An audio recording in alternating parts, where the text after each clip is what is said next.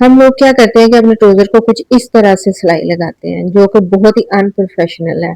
Brands इस तरह नहीं करते। उनका क्या तरीकाकार है सिलाई लगाने का, इस वीडियो में आपके साथ शेयर करूंगी। छोटी सी वीडियो और बड़े काम की है, जिससे आप बहुत ही अच्छी और फिनिशिंग के साथ प्रोफेशनल अपने ट्राउजर के पांचे को फोल्ड करके तुरपाई कर पाएंगे। ये देखिए कुछ इस तरह की लुक आएगी।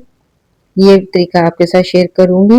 कुछ बहनों से ये अच्छे से नहीं हो पाता, ऊपर वाले फैब्रिक में सलवटें आ जाती हैं जब वो इस तरह इसको बनाने की कोशिश करते हैं। मैं टिप्स के साथ आपके साथ ये तरीका शेयर करूंगी कि इतना परफेक्ट आप कैसे नीटनेस ला सकते हैं अपने ट्राउजर के पांचे में और इस तरह का बना सकते हैं। तो चलिए स्टार्ट करते हैं।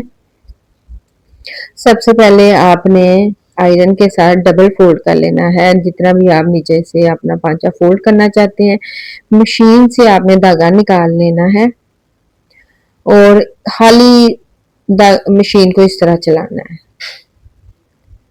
अगर आप बिगिनर हैं तो आप इस तरह कर लिया करें।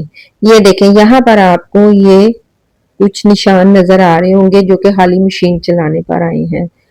सुई के साथ सुराख छोटे छोटे बन जाते हैं। अब आप इसको इसकी एक तह को बाहर निकाल लें। निकालने के बाद आप देखें ये इस तरह से आई है। अगर हम इस तरह नहीं करते तो हम इस तरह से सिलाई लाते हैं। इसकी वजह से क्या होता है, हमारे जब हम तुरपाई करते हैं तो वो सही से नहीं आती और उसमें सलवटें आ जाती हैं। अब ये देखें कुछ इस तरह से हम इस सिलाई को लाएंगे, ये एक तरह का निशान बन जाता है। अब ये देखें ये थोड़ी सी तिरछी है। अब सिर्फ हाफ इंच के करीब आपने कपड़ा रहने देना, बाकी जितना भी एक्स्ट्रा हो उसकी आप यहाँ से कटाई कर दिया करें। कटिंग करने के बाद अब इसको आप फोल्ड करें। फोल्ड करने के बाद आप इसको सुई के साथ तुरपाई कर लें। जब आप तुरपाई करेंगे तो आपका कपड़ा कम या ज्यादा ऊपर नीचे का नहीं होगा, सेम एक साइज आएगा।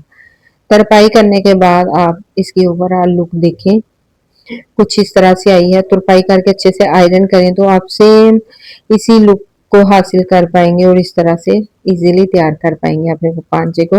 उम्मीद करती हूँ ये छोटी सी वीडियो आपको जरूर पसंद आई होगी। वीडियो पसंद आने की सूरत में वीडियो को लाइक और चैनल को सब्सक्राइब करना मत भूलिएगा। मिलते हैं किसी और वीडियो में। ओके, अल्लाह हाफिज।